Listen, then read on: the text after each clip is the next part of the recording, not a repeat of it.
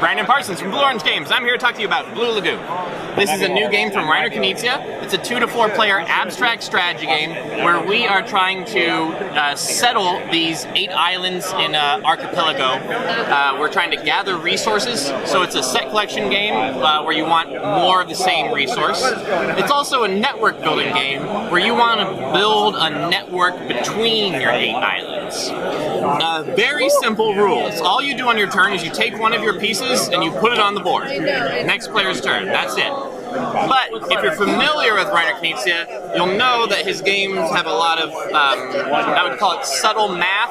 There's a lot more to think about than just the straightforward put a piece on the board. And that is because there are 1, 2, 3, 4, 5, 6 different ways of scoring in this game. So the first thing we want to do is we want 1 token on each of the 8 islands.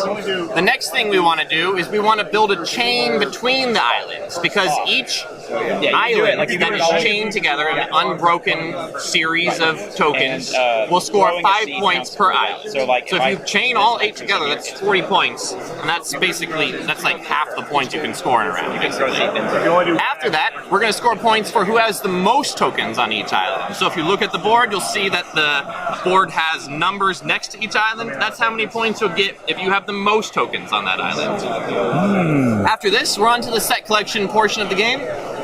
For each resource, and let me see, do I have my resources? They're probably in here. This is where they should be. Yes. For each resource you have, if you have 2 of that resource, you're going to score 5 points. If you have 3, you're going to score 10. And if you have more, these are all different resources. If you have more than 4 or more resources, it's 20 points. There's 6 of each resource on the board, so the only reason to take more than 4 is to basically screw your opponent. After that, you're going to get 10 points if you have 1 of each resource. Doesn't matter if you have 2 of each resource, it's still 10 points.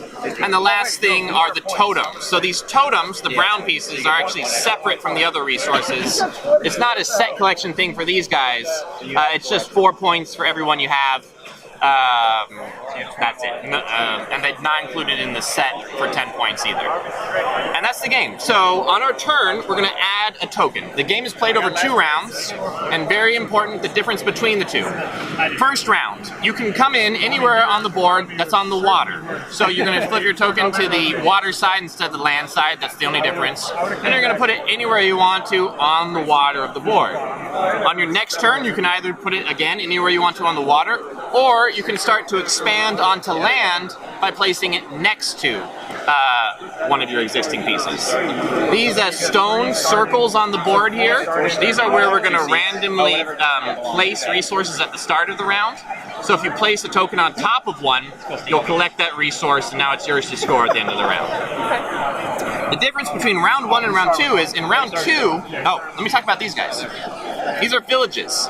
They're exactly the same as your other tokens, except they persist. They're the only things that persist. So at the end of the round, what we're going to do is we're going to wipe away all of our villager tokens. We're only going to leave the villages themselves. And in the round 2, you can only expand from the villages. You can no longer drop on the water. You've got to build off of the network you laid for yourself in the previous round. And other than that, the 2 rounds are the same. You just place a token, expand out. If you place your token on top of a resource, gather it to score at the end of the round. Once 2 rounds have been played, we add up our points, and most points wins. Awesome. Right, again. Simple game, a lot to think about. How much and when can they get it? So this one is basically releasing now. We have shipped it to our distributors. So Gen Con is the first time people can get it. In stores will be basically now. By the time you see this video, it might be in your store. How much? $30. $30, that's not bad. Cool, thank you. Thank you.